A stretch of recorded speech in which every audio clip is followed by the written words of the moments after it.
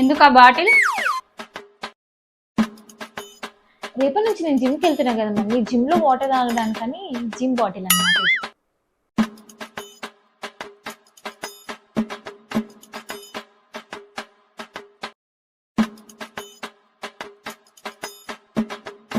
అవేంటివి?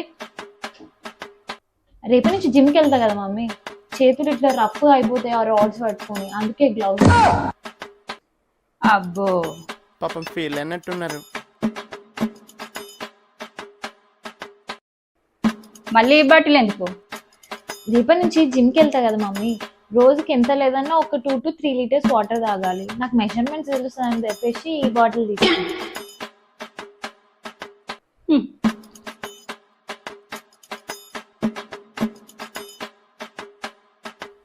మళ్ళా ఇవెందుకు కొన్నావు?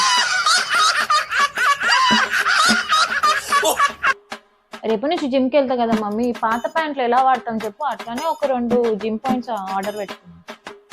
4 రోజులు ఓడడానికి ఇన్నేషాలు ఇస్తున్నావు కదా.